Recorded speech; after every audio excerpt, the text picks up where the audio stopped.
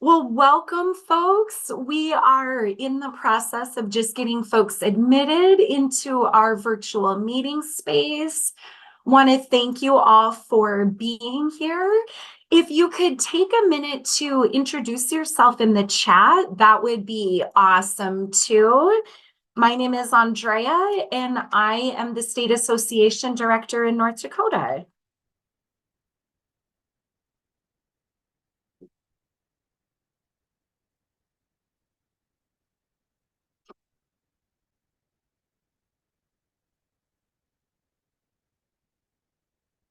Thanks, folks. I'm seeing some introductions come in. Appreciate that.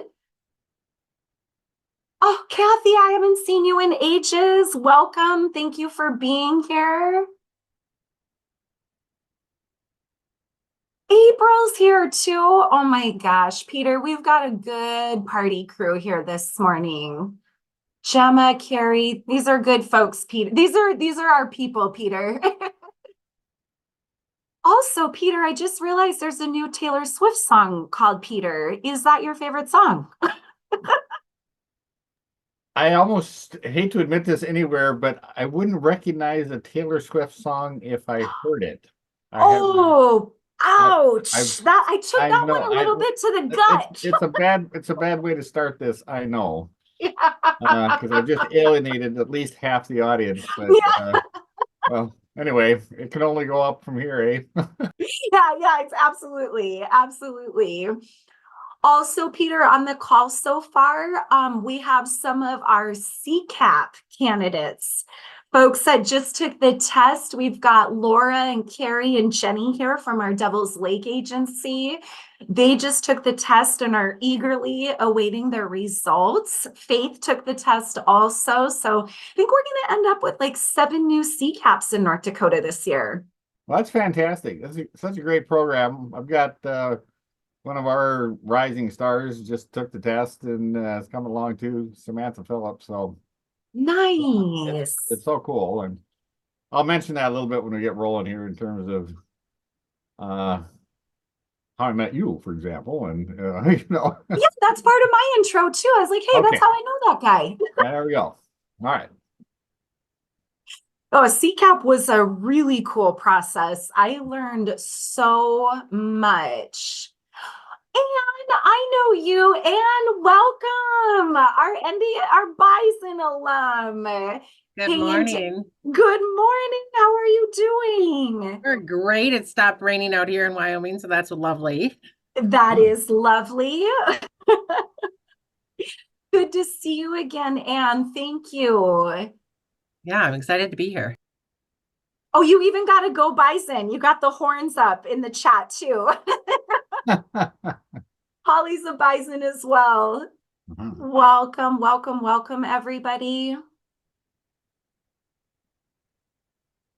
We're just kind of in this process where we're getting everybody admitted. So thank you. We're really excited to have you all here today.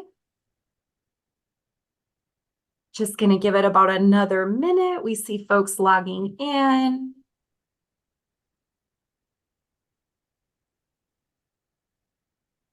We have some South Dakota friends on the call today as well. That's awesome. Thank you for being here. Again, as you're joining, if you could please introduce yourself in the chat, we would love that.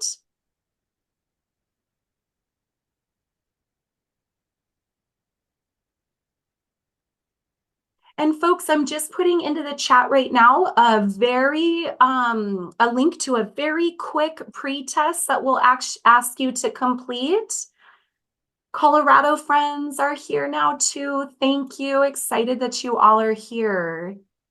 So please take a second to introduce yourself into the chat, fill out the quick pre-test.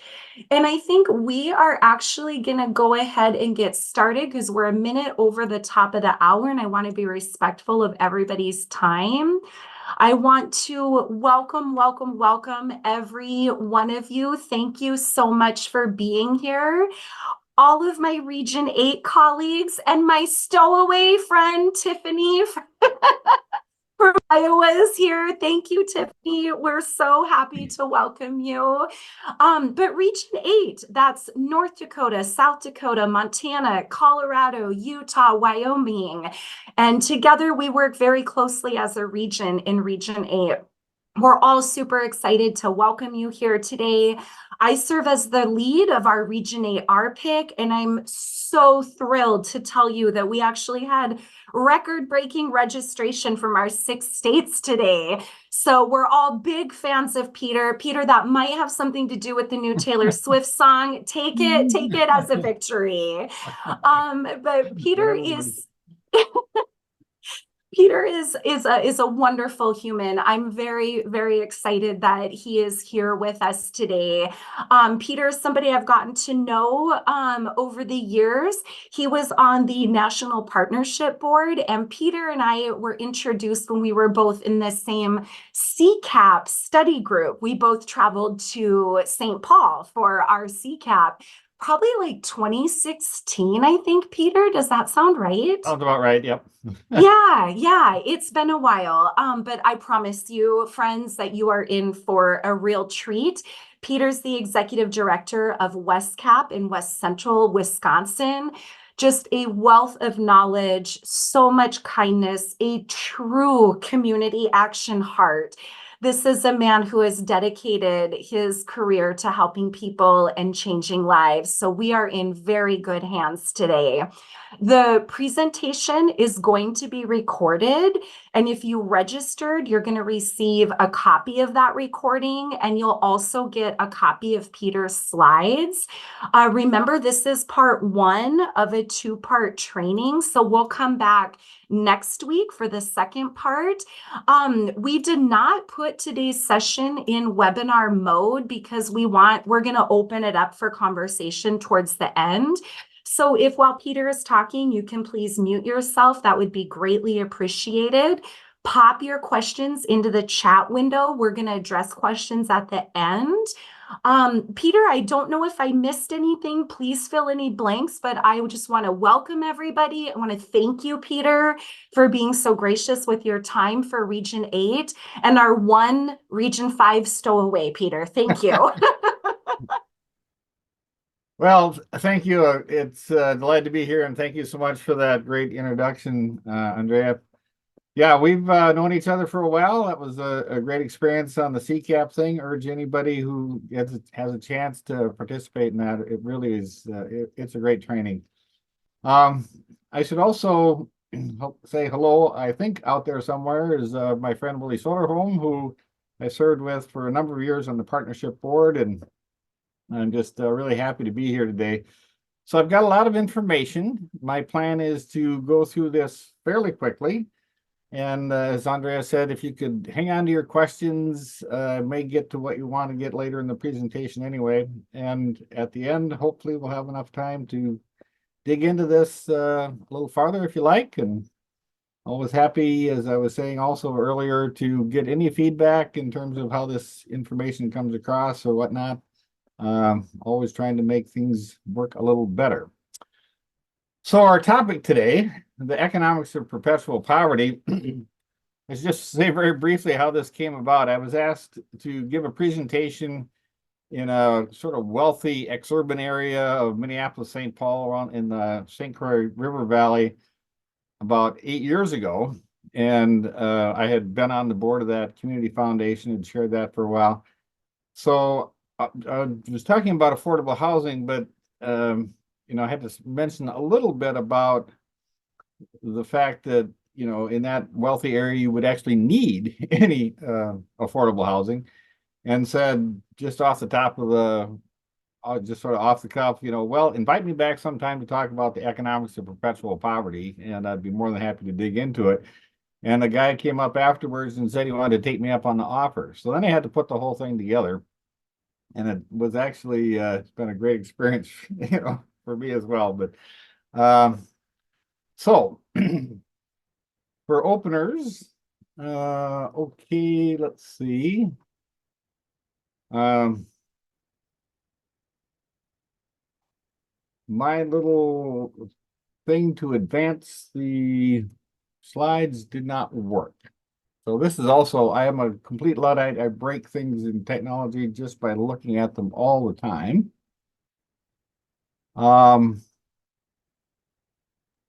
What about There we your go. I got oh, it. there it is. Okay, Okay. perfect. Yep, now it's working. All right, so just by way of introduction, if we got global thinkers out there, I'm from here. If you are relocalizers, I'm from here. I did spend my childhood summers on some farms in Wisconsin. This particular one where I live used to belong to a great uncle. But what I consider my hometown is actually Miller, South Dakota. My father was a Lutheran minister, traveled, served 3 different congregations in South Dakota. Most of my growing up was in Miller. So I feel very comfortable in the Dakota world. A couple of my best friends still live out there, and I worked in the Black Hills for a while. And so I'm very pleased to have an opportunity to reconnect a little bit with South Dakota, North Dakota folks. From the CAP world, as you would expect, I'm the director of a community action agency who, basically in terms of our logo, we made a picture of some of our values that relate to the renewable future and our connection to the natural world. We'll talk about that a little bit. The mission of our agency is to take action against poverty by developing the social and economic assets of low-income families in their communities, and by working to create a more just and sustainable society. So what I'm doing this morning is on the second half, and we are very serious in our work that we're not just trying to, as I put it sometimes, treat the victims of poverty, but really engage in the solutions and the bigger picture of what causes poverty and what kind of things can be done to alleviate it. So some of the things that we do here, this one is probably the thing that's gotten us the most attention ever. We did an affordable housing project in one of our little communities of River Falls. You see the pictures on the bottom. This particular project has 616 solar panels on it, generates about 70% of its energy. It's a infill site in an area very near downtown of this medium-sized community. Oops. And, for this, the guy up in the front right there is our governor. Came by, took a look at this thing. He's reading what I like to think are the only words I know for sure will survive me because they're cast in aluminum and should last for hundreds of years. But I talk about the benefits, not just to the community and the people living there, but also to the future that we all share. And that's a big part of our orientation as well. We also do a broad range of other programs. We serve, our services last year touched about 38,000 people. And we do, a lot of homeless programs. We manage and build a lot of other affordable housing projects and all that kind of stuff. So we're, a pretty active player in the state of Wisconsin, covers 7 counties. Partly relevant to this particular discussion is when I got on the national board in 2004, we were starting to experience some things around, the impact of climate change and other things that affected the future. And I was able, through the partnership, to bring together actually some phenomenal people, experts in all kinds of fields. And we created, had a session for a couple of days out in the Aspen Institute's retreat center near Annapolis. And out of that, developed this report, Preparing Poor America for Harder Times Ahead. This was written 14 years ago. And honestly, big parts of it, read like prophecy today. I mean, a lot of this stuff is unfolding in just this way. So I've been at this a while, is all I'm trying to get at. I'll also send Andrea a copy of this that she can share if anybody wants to share it in a digital form. So we were looking at, again, some major things in that get together, environmental degradation around especially climate change, but also resource depletion, fossil fuels, food production capacity, fresh water. These are all things that are occurring right now in very serious ways in various parts of the world. We've been a little lucky here in America for the most part, but all these things are here too. And again, these increasing economic inequities, which we'll focus more on today. So the first thing I wanted to do in terms of establishing a baseline is to define economics. And I actually did a little postgraduate work at the University of Minnesota, I don't know, 40 years ago or so. But in economics, the economics professor defined economics this way, and I think it's the best definition I've ever seen. Just as the totality of the arrangements humans have made to distribute limited goods and services throughout a population with unlimited needs and desires. And that just captures, so many things that are going on here these days. And again, if anybody wants to debate that definition, I'd be happy to take that up at the end.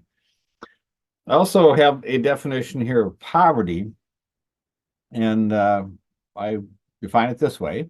Poverty is living in a household that does not have enough money to afford a survival budget without public assistance. This is based a little bit on the United Way's A.L.I.C.E framework, which I will talk about. But again, if anybody has an issue with that definition, we can take that up later. But that's kind of what I'm basing all of this on. So what kind of things are in a survival budget? And, food, shelter, clothing, healthcare, childcare. These are sort of basics forever. Education these days, you obviously have to have that. Transportation, is an essential, as well, particularly in recent years, is connectivity. So in addition to defining poverty, for contrast, I would define wealth. So this will be the first interactive kind of thing. You might pop some answers in the chat. We can revisit this later. But I would say that 2 of these 4 pictures are pictures of wealth, and 2 of them are not. And I can't give you too much time, to doodle through this or anything.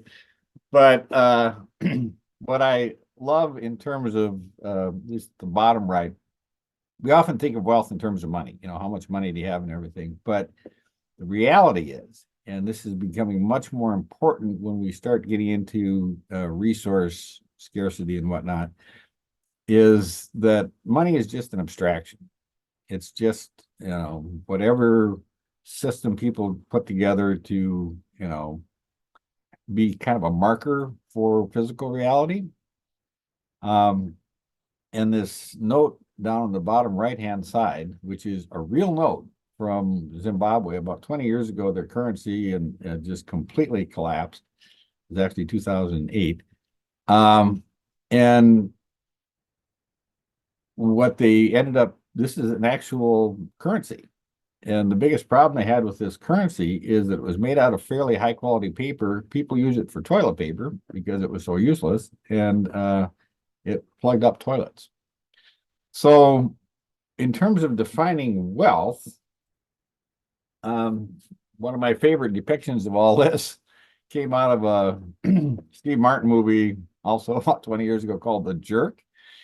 And this was a rags to riches to rags story, if you haven't seen it. And his wife in the movie, acted by Bernadette Peters, was, crying because they lost all their money and everything, and were going into poverty. And Steve Martin's trying to comfort her, and saying, well, don't worry, we still have each other, honey. It's only money. And what she said was, it's not the money, it's the stuff that she was missing. And that really is the case. We have, I think, really need to shift our thinking around what wealth is out of this money thing and the biophysical realities that are behind it. And that's a big part of what I'm getting at here. So having defined poverty that way, I would define wealth as also those basic needs plus, and these are a little bit more abstract. One is obvious, more and better stuff. But even in some ways, more importantly, in terms of the quality of life, wealth is agency. You have some control over your future, over your options, and kind of guiding the ship of your family's well-being and all that kind of stuff. Optionality is a big part of that. You're not stuck in that house, you're not stuck in that job or that location or that healthcare, all that kind of stuff. If you are able to move around and just have more control about your future. And this really came out for us quite dramatically in our last needs assessment. We kind of asked some questions about this and this business of not having a say, in the things that control your life was very highly reported in fact, it was the highest thing we got reported back from our needs assessment, and not talked about enough, but I think really an important part of this picture. So going back to defining poverty, again, using a monetary metric, just want to point out a few things. Urban Institute did a big study, 2017, concluded 131 million Americans, about 40% of the population, were in poverty by their standard. I've had a lot more to do with the ALICE framework. If you're not familiar with that, I would encourage you to take a look at it.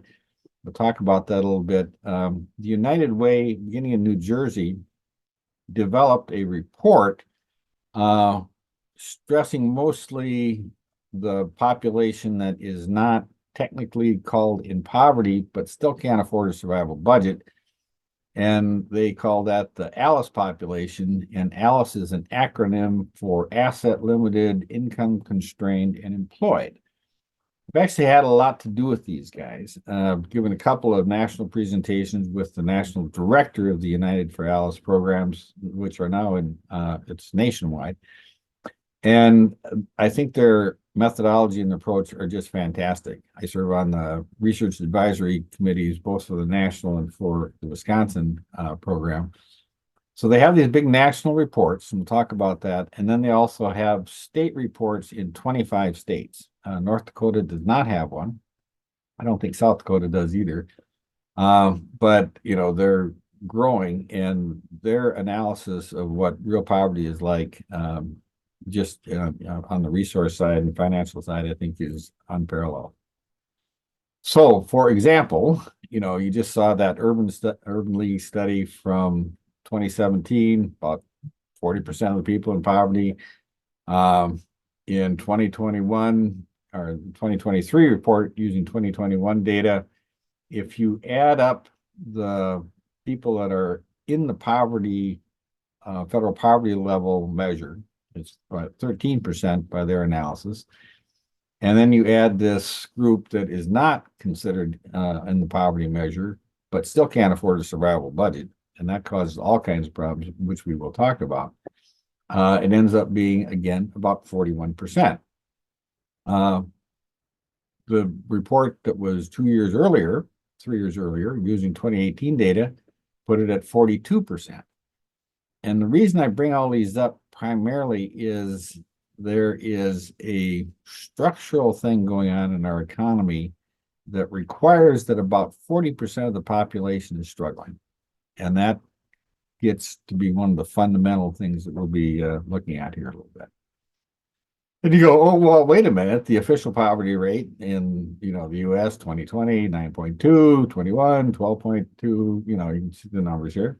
And yet, it's about 2.5 times that at least in terms of, or up to 3.5 times in terms of actual poverty. So what's going on? At this point, I bring in one of my favorite Americans, Mark Twain, who, when he was sort of defining levels of lies, like the lowest level was a lie, then you go up to damn lies, and then the top level of distortion is statistics. Anyway, I always like his approach. So I'm going to run you through a little bit on how we got to the federal poverty level. Many of you may know this story, so I'll go fairly quickly. But to do that, I'll introduce you to Molly Orshansky. She was working for the Social Security Administration. And then when we're getting a lot of influx of people from the South coming north, supposedly for opportunity. As we learn now, more fleeing, lynching, and other horrific things going on in the South. And they decided to start doing some kinds of food assistance programs. They needed to define poverty. Well, who gets it and who doesn't? And Molly Orshansky is the person that headed that up. And she was doing this stuff in the 1950s. Just to make it abundantly clear that the 1950s is a while back, this is me in the 1950s. So it's a long time ago. What I love about this picture is the stain on the sweater, just about in the middle of that spot.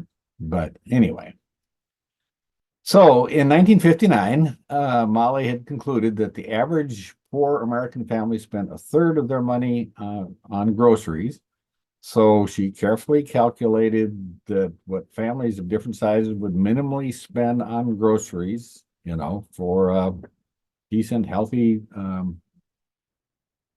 nutritious kind of food, and multiplied that times 3, and that's what established the federal poverty level.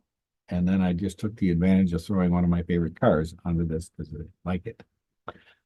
In 1922, I'm sorry, 2022, the average American family was spending 11% of its budget on groceries, and even that's a little high. But they still use the same calculation, and all they've done is increase it annually by the Consumer Price Index. And at the end, as we all know, this wildly underestimates the rate of actual poverty in the country. And we see the fact that, that's recognized because look at all these programs. They don't use the poverty level. They use some multiple of it. And as we also know, even these don't generally get there. Okay. There's people in need that these don't touch.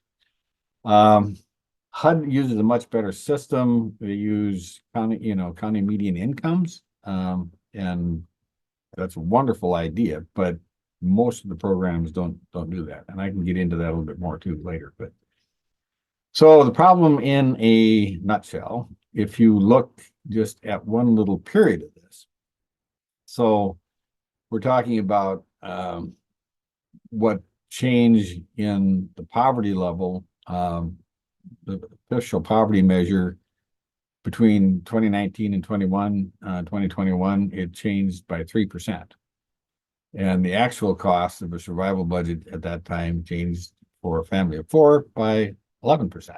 So the cost of what these people are actually spending their money on raises much faster than the federal poverty level. Single adults, and this is a nationwide study. I'm sorry, this is Wisconsin, went up about 16% during that period. And it's pretty similar across the country.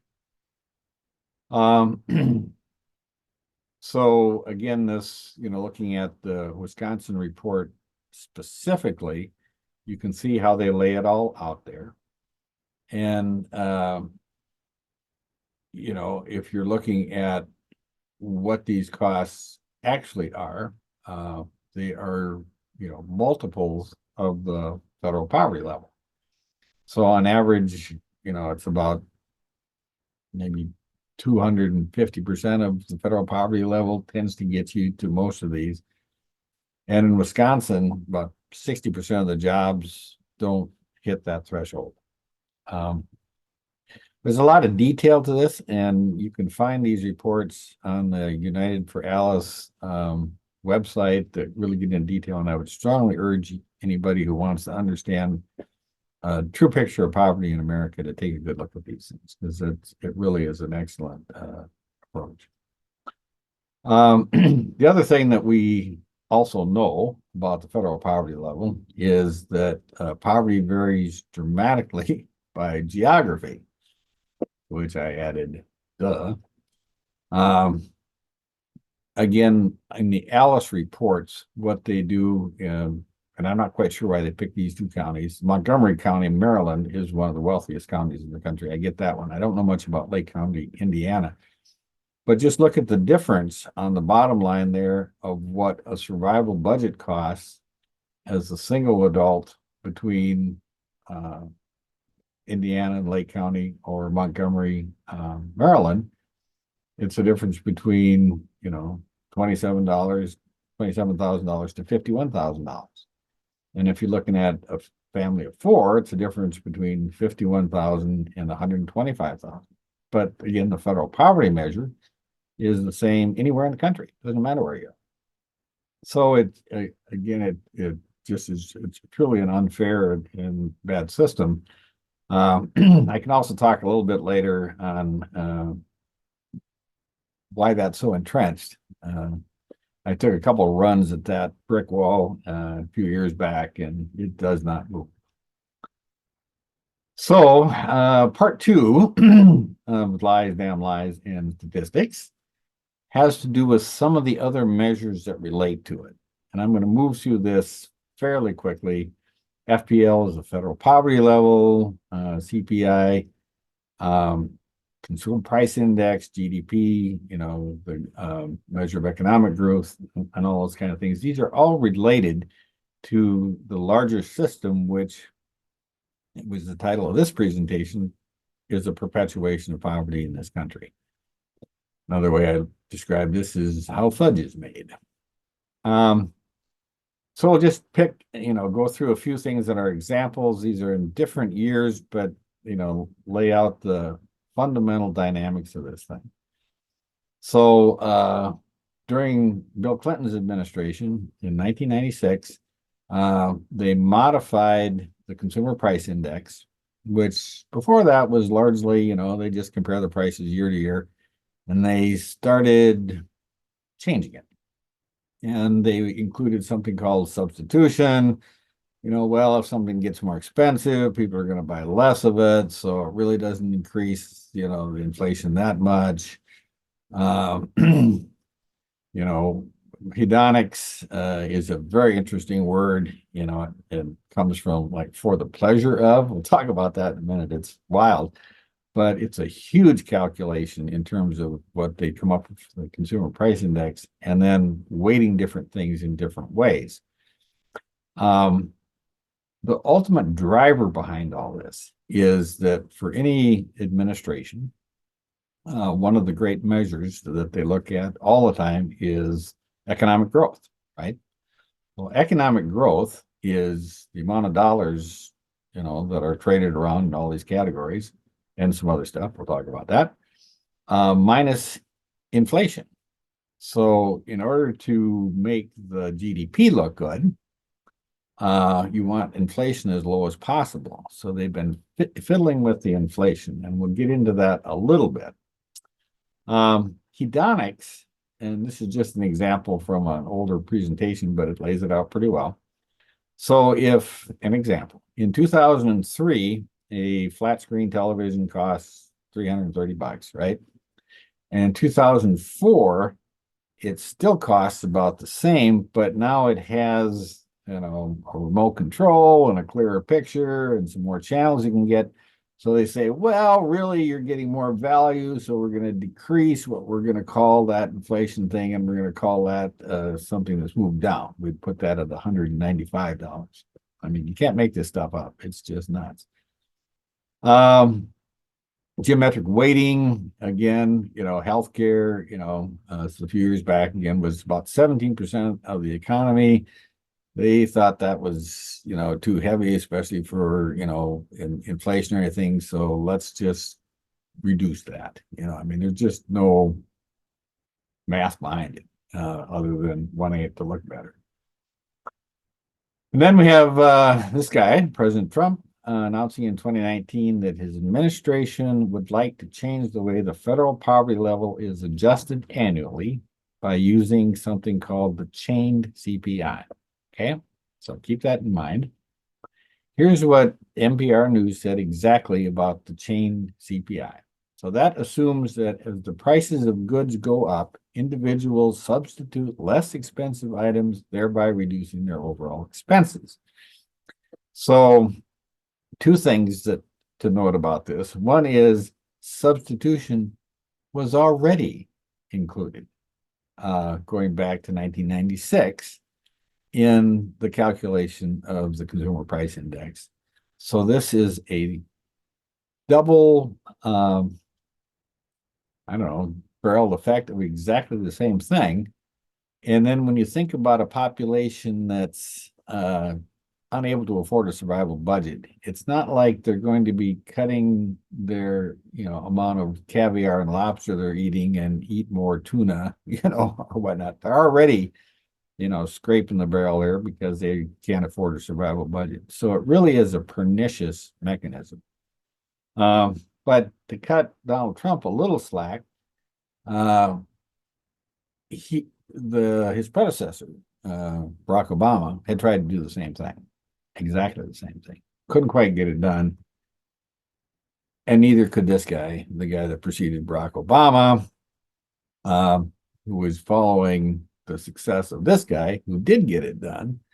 But the Boston Commission that was implemented by the Clinton administration, actually was started by this guy, the first George Bush, who was most likely inspired by this guy, Richard Nixon. You may remember that name, who was very successful in changing the inflation rate, which was huge. It was 20% when he was in office, and he removed energy and food costs from the calculation, developed something called the core inflation rate, which is still in play.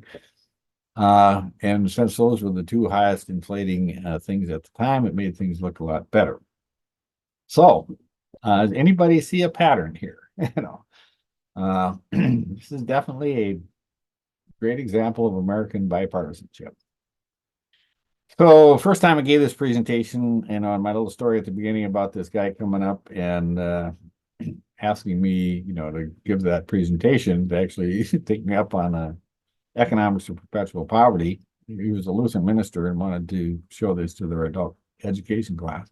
So I included my favorite quote of Martin Luther, which is, "What does this mean?" Anybody's a Lutheran out there and took your catechism, you'll recognize this. So again, using data that's a little older, but the real inflation rate would be, 3 times higher than it was in 2019. Average Social Security check would be 70% larger instead of being, way unable to provide a survival budget. Federal poverty level would be accurate. And in defense of Molly Orshansky, her calculation actually was pretty good. If you had an accurate adjuster over these last 60 years, it would be pretty close to the actual poverty rate. But it's the adjuster, the consumer price index, inaccurately capturing the actual cost of things that population needs to spend their money on, that causes the entire distortion. So the Alice households would be eligible for Head Start. Head Starts have a terrible time all over the country these days finding people poor enough, actually surviving, to be in their program because they use the federal poverty level. And again, 3 times as many food insecure households would be eligible for food. There's all kinds of ramifications for this. I just picked a few of them.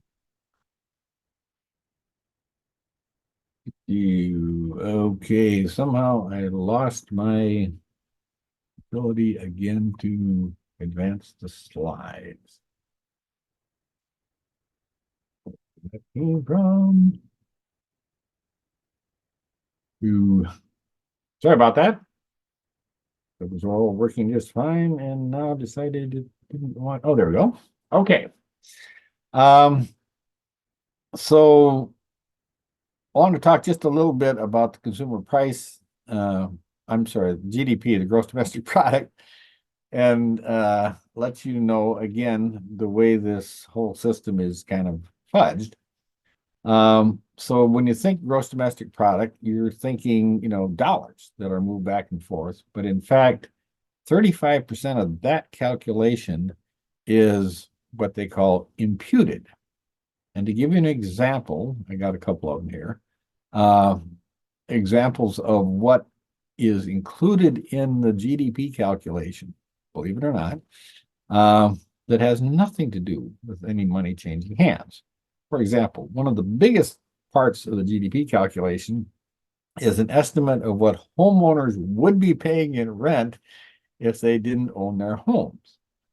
Now, the first time I learned this and shared it with my daughter, who was about 10 at the time, she just bust out laughing. Like, who would believe that? Well, you'd be surprised. One of the other calculations is what people would be paying for checking if it wasn't free. Okay, so that adds a little bit more. What under Barack Obama's administration, they also added the artistic value of a painting or entertainment, or the value and monetized the value of a book you would enjoy or a movie, and also included in an annual estimate of the GDP, what an employer would eventually pay in retirement. So it had nothing to do with anything going on that year. And at the time, Barack Obama came in after the, huge, economic collapse, basically, at the end of the Bush administration. And despite all the things, the economic forecasts, the GDP was running about flat, about zero. And we had these little changes, and by golly, instantly we had economic growth of 3%. Nothing else changed. So that's kind of how the system has been manipulated. Which brings us to the golden rule. Does everybody know the golden rule? Let you think about it a little bit. Golden rule is those with the gold make the rules. Okay, that's the one that actually seems to matter. And I'm just going to go through a few of these graphs. You'll have these if you want to study them. Most of this is, not questionable data. This comes out of the Federal Reserve, the Census Bureau, all that kind of stuff. This is what has happened since the year 2000 to the wealth of the top 10th of 1% of the population. Absolutely through the roof. And then just the remaining 1%, is so much lower. I mean, the concentrations of wealth at the very top here are just amazing. And then when you get down, even at 10%, you've, risen just a little bit over flat, and then below that, it's virtually nothing. And I want to go back, if you look at this pattern going back to 1965, I would bring your attention to the year 1980 on this graph. You look, things are actually pretty flat until 1980. So again, we're too big a group to pause for questions here, but you might think about anything that might have happened in 1980. Okay, you don't have to think too long because we'll be getting there in a minute. The other thing I just threw in here because I thought it was so interesting is between 1967 and 2018, household median income amongst these different racial groups parallel each other dramatically. No ultimate change in that relative status from a racial perspective. And then again, there's a break on the right side because they changed the calculation, but it's still the same, So just something to noodle on. I just found it interesting. Again, if you look, when I was a kid growing up, I was born in 1950, and boy, the rising tide raised all boats. Kennedy's saying in 1960, and it's just matched right along there until you get to what? 1980. Okay, so there's that number again. Something happened in 1980. Another thing that happened just about exactly about the same time is you saw the break between the tie of productivity and earnings. Again, the rising tide that used to raise all boats flattened out for the people making the goods and accelerated dramatically, and goes way faster than this at the end of this chart. After same time, about 1980. Okay, and then the cumulative household income. Again, if you're looking at some of these changes going back over the preceding 30 years, So it's a very consistent pattern, right? And we see this in America, and this is that wealth inequity we were talking about. Taking it up to recently, this is a graph from the New York Times just last week. If you look at what percentage of their income the wealthiest people in the country are paying taxes in 1960, again, it's, decreasing along. You hit 1980, dropped like a rock. Okay, and it's continued to go down. So, a guy sent me this a few years back, and we don't hear too much about trickle down economics anymore because, but it was a very popular idea at the time. So yeah, 1980 is when the guy on the far left was elected and brought in that whole different economic model.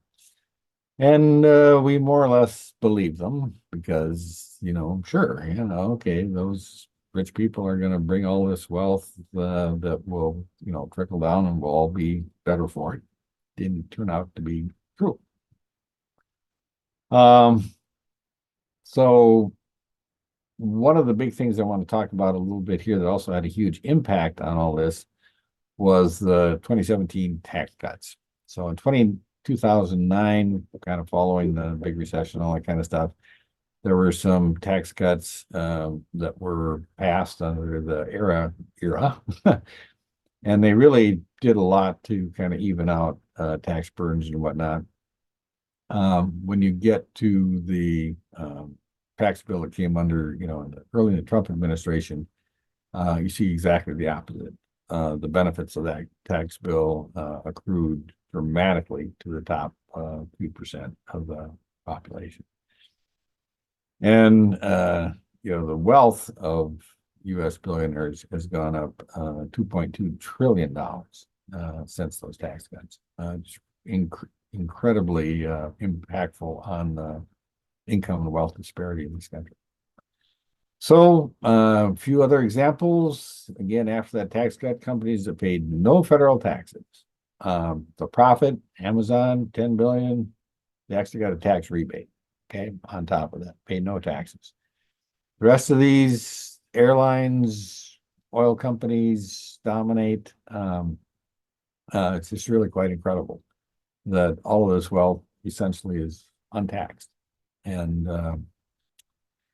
when you get to, again, primarily looking at the energy services and oil companies, the tax savings to them that came out of that bill in 2017, just in Exxon alone, was, like trillions. I mean, it's just an unbelievable amount of money.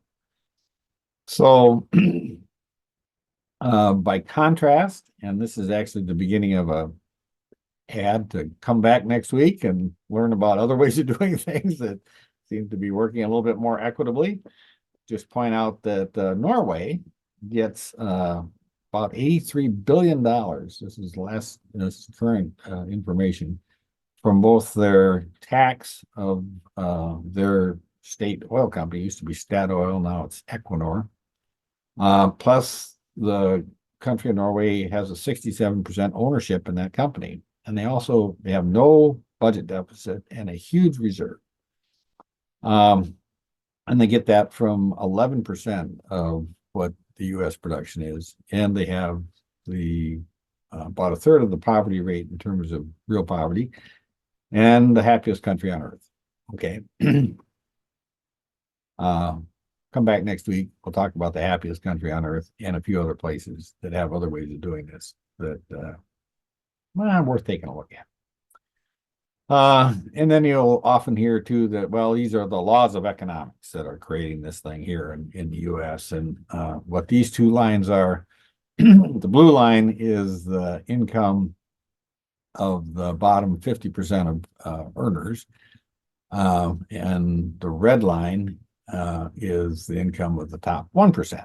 Okay. So in America, since 1980, there's that year again, the real income shares for the bottom 50% have been dropping steadily, and the wealthy get super wealthy. Okay. Western Europe, same kinds of economy, right? same industrial base, same kind of stuff, and they have this result. So gets to a point that I'll be stressing again much more next week, but there's nothing inherent in economics or any laws of economics or anything else that makes this happen. This happens because of intentionality. Okay. So the basic mechanisms that drive this bus, I would say gerrymandering, disenfranchising all kinds of people with the way that works. I trust you guys are familiar with Citizens United, which allowed so much money, dark money, other things into the political system. Hate to say it, but America has one of the most corrupt political systems in the developed world. And there's just all kinds of evidence behind it. Our income tax code is also a result, again, of these gerrymandered and unfair election propositions, as is the inheritance tax and the capital gains tax. Okay, all of these things are mechanisms that have done what wealth tends to do historically, which is to keep concentrating itself until it falls apart. So that's kind of so much for the what in terms of what has created this inequity and the what I call economics of perpetual poverty. If you want to do a deeper dig into the why did this happen in America of all places?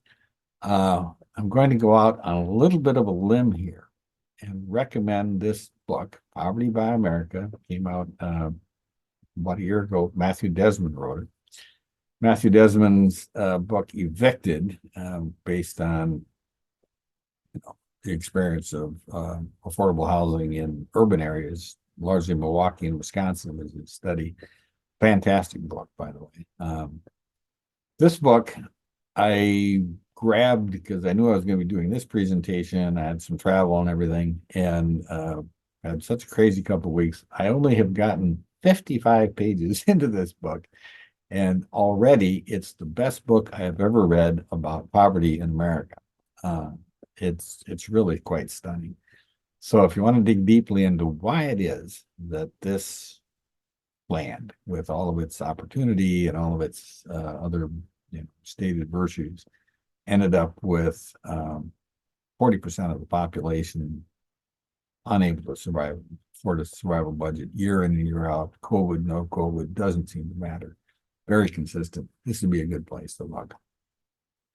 I do want to end talking a little bit about the future. I spend an awful lot of time in this space in my work. So the first part of this would be another quiz, and I will pause for a minute here and give you a chance to think about this. We're talking about policy initiatives. That's what drives, a big part of what we're trying to get at here. It's okay, well, what do you do about that? So I'm suggesting 5 that have been put out there. The one is revising the federal poverty level calculation. These are 2 of the main ideas that have come up. The one I took a hard run at a few years back with no success was changing it to a 75% of U.S. median income. So it changes wherever you are. It's more based on the HUD model, or some way of basing on cost of living, so that you have that minimum standard. Another popular idea is mandating paying a living wage. The federal, minimum wage standards at this point don't even get close to poverty. It is not working. Third would be mandating a 1 to 10 minimum to maximum income and wealth ratio. And at this point, I'd remind you a little bit of the definition of economics that this professor of mine offered many years ago, and would wonder what would be wrong with something like this. I mean, there is no, the popular notion to support, unshackling the super wealthy is that, they're going to create more jobs and this money will trickle down and all that kind of stuff. The math proves that that isn't working. And in terms of, motivating somebody to put in extra effort, if the minimum standard was a livable wage, and the most you could make without having the rest tax to support that was 10 times that, I still think these guys get out of bed and work hard to earn 10 times what you need to live, But the ratios that we live under now are wildly beyond this. The other idea, establishing a minimum standard of living, take it away from monetization entirely. And, some examples of that, like, public schools. Public schools are free. Highways are free. All kinds of things that, we benefit from all the time. But in other places, other things like healthcare, in some places housing, in some places childcare, and all these, college, all those kind of things. If you establish that standard of living and disconnect it from money, all those things get a lot easier. Fifth idea that you hear a lot about is universal basic income. I'm certainly not opposed to the idea necessarily, but I would remind you of that slide I showed early on in What's Wealth. And if you put it into money, and value of that money can be radically changed by inflation, by any number of things that can happen. If you're disconnecting things from money and making it out there, it's a different story. So my question to you is, out of these 5, which 2 are the best? And then think a little bit about why. I'll give you a couple minutes to do that. No, I won't. I'll give you about 40 seconds. Time's up. So here's the answer. If you picked 3, the 1 to 10 income and wealth ratio, and 4, a minimum standard of living, you are the winner.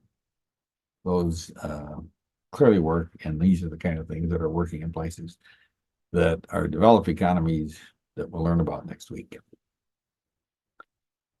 Looking at the future, one thing that we're already seeing in many parts of the country, in the upper Northwest, the upper Midwest, we've been largely more fortunate, but the impact of climate will change on our future, and especially on low-income populations, is going to be very dramatic.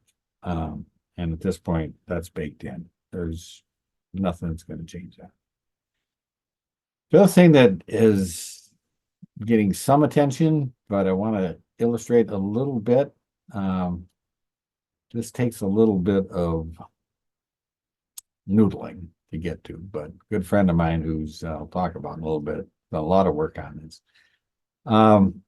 So when you're talking about what humans are doing, even if they're just sitting at a desk or whatever, all of these activities are kind of energy based. We are heat engines as people. And if you look at the maximum amount of energy, of work you can get out of a human, in terms of energy, you end up with about 0.6 kilowatt hours of energy a day, would be a day's work to support a human. And if you look at the amount of energy in 1 barrel of oil, it amounts to roughly 25,000 hours of human labor. So if you're paying people $20, that's $500,000. But that oil only costs, this is yesterday's price, $78.99 a barrel, plus a couple barrels to refine. So if you are automating a job, which is basically switching out energy for productivity, right? Think of driving a massive tractor across North Dakota wheat fields, with the amount of labor that's letting one person operate. You kind of get an idea. But it's the equivalent of paying 1/3% an hour in wages, okay, if you can automate that job. And you don't have HR departments, you don't have health insurance, you don't have vacations, you don't have overtime, it's a 24/7 operation. The economic imperative of any company to automate a job, or, is just, you almost have to do it to survive in the system that we have here. And I've done a little digging, and these numbers are all over the place. So what you're looking at here is an average from what I found in terms of what I would call relatively reliable sources, and I think it's actually pretty conservative. But by 2030, that's 6 years from now, 5.5. They expect to replace, not change, about 40 million jobs, about a quarter of the workforce. So, and they're doing that by using ever more climate changing fossil fuel. This is a very pernicious mechanism here. And, I got all kinds of sources, again, very credible sources on the electric generation. The utilities around the country have no idea how they're going to meet the massive electric requirements of these AI processing centers, and they're cropping up all over the place at a time when the imperative to stop using, all those energy sources because of climate change is going up. This is a very complex and serious problem. The other thing to just be very clear about is that the correlation of wealth, GDP in this case, with energy increased use is like 99%. The other thing that this makes very clear through 2018 and is that the whole really renewable picture that everybody's all excited about.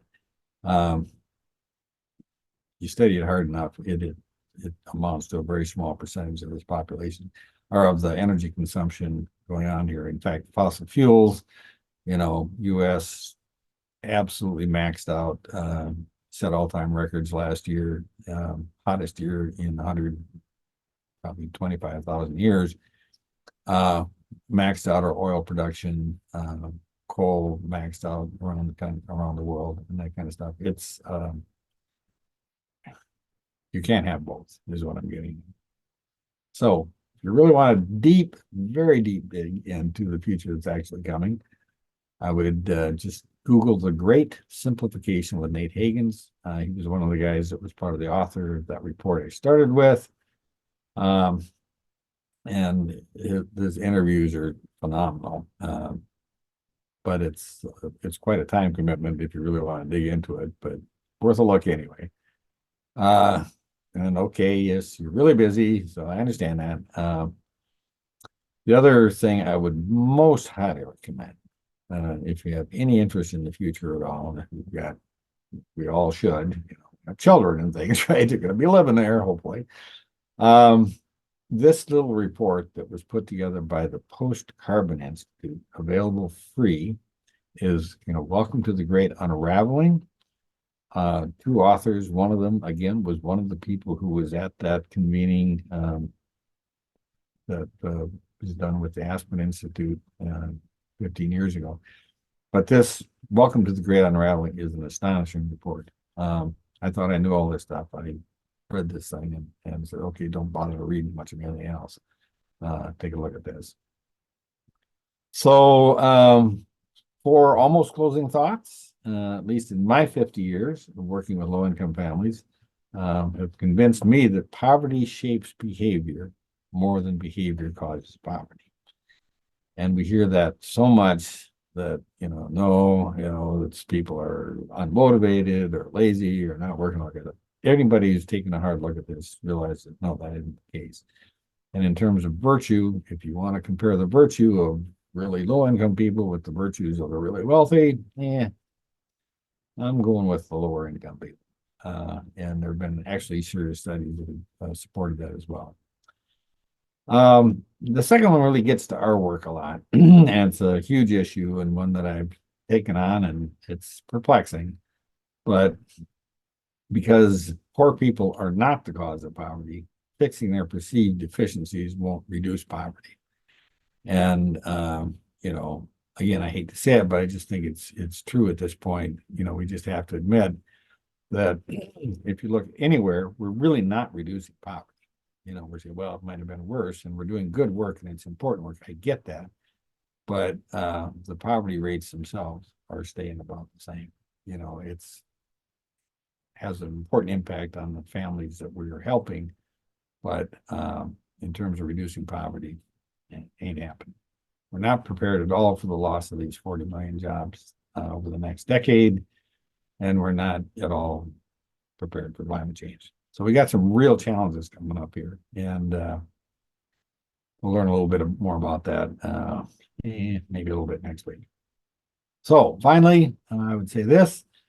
I'm actually not a doomer about these things, although some people would think so. One of my pet nicknames is Uncle Bummer. Okay, I can live with that.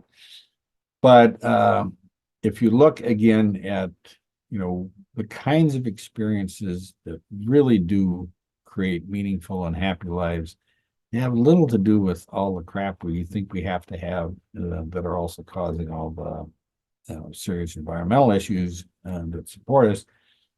And these things are still available and can be available, so we need to live differently on the planet, much less of the super wealth concentration, much less consumption, but all kinds of things we can do in our communities that make that experience meaningful and happy. So with that, that is my last slide. And I'd be more than happy to have any of the facilitators in any way that works for you. Open this up for questions, discussions. You can't throw things because I'm only two-dimensional here. So, yeah. Peter, that was incredible. That was absolutely, I told everybody we were going to be in for a treat, and you held me to my word. So thank you for that. I definitely want to open it up for questions. There's been a few that have come through in the chat that I'll ask you. And then if folks have additional questions, throw them in the chat right now, or you can feel free to unmute yourself. You do have the ability to unmute yourself. Peter, how often is the ALICE data updated? Yeah, it's a good question. So currently they are cranking out a report every year. And if you just go to the I'm sorry, a little bit of frog in my throat there.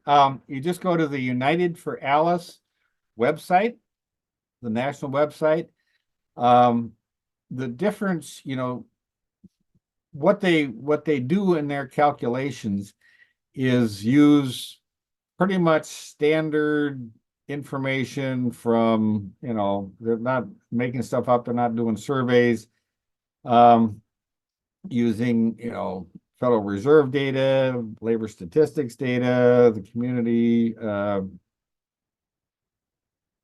can't remember the exact name of that study that come out. All of these things are fairly straightforward.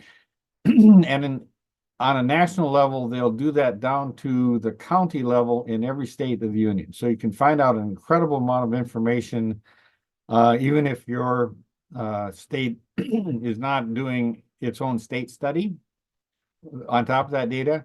If they are doing a state study, and Wisconsin is, they actually drill down to the township level. It's incredible data. So you can find out, exactly what is happening and, the extent to which places that are paying well, the cost of living are so much higher that people then have to commute in. So you have transportation. It just paints a picture that's way more accurate and helpful in terms of addressing poverty. So I can't say enough about that effort. I just think that they do a great job. In our, last report to the state, we never mentioned the federal poverty level. We just use ALICE data.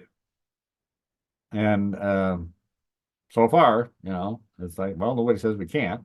you know, and we anyway. So as you can tell, I'm a fan. Actually, when they published their report last summer, they asked a few folks to do little video promotional pieces that they put out there.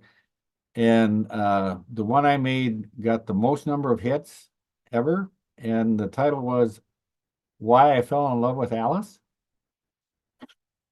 And anyway, so I am a big fan. I just think I wish cap agencies, every place would be using this approach to data. Okay.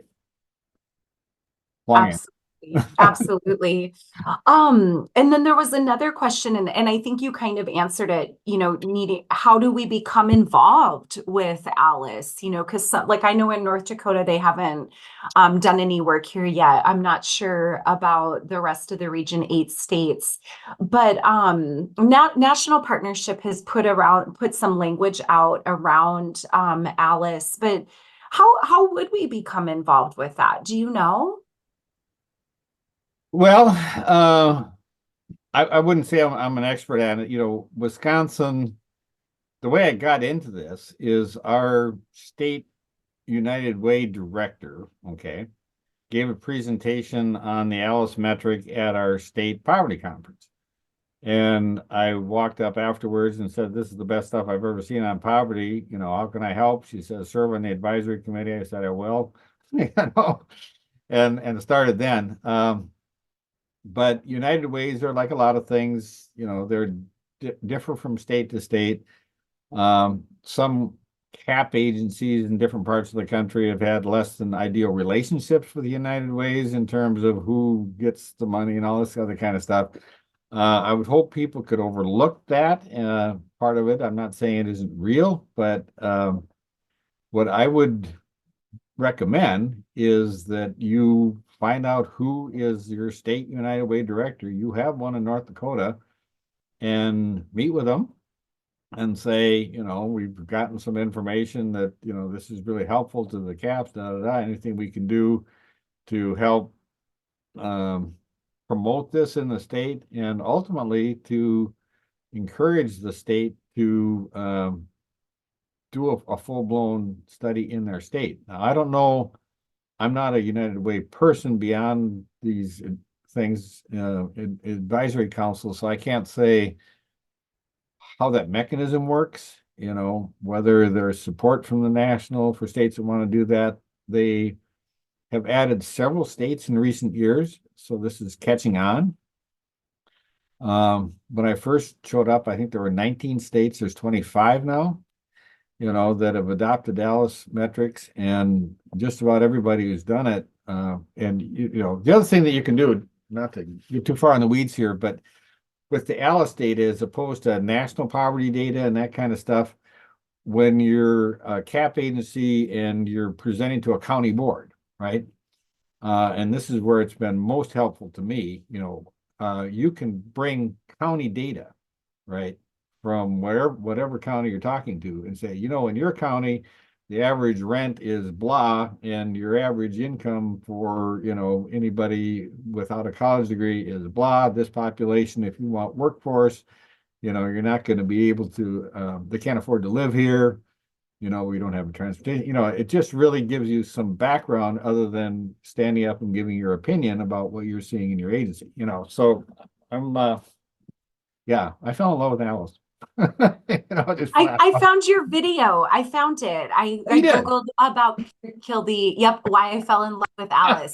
And so I did put it in the chat. At least I'm not lying about that. Okay. Yeah, right. Fact check. It's in the chat. Other questions, folks. What other questions do you have for Peter?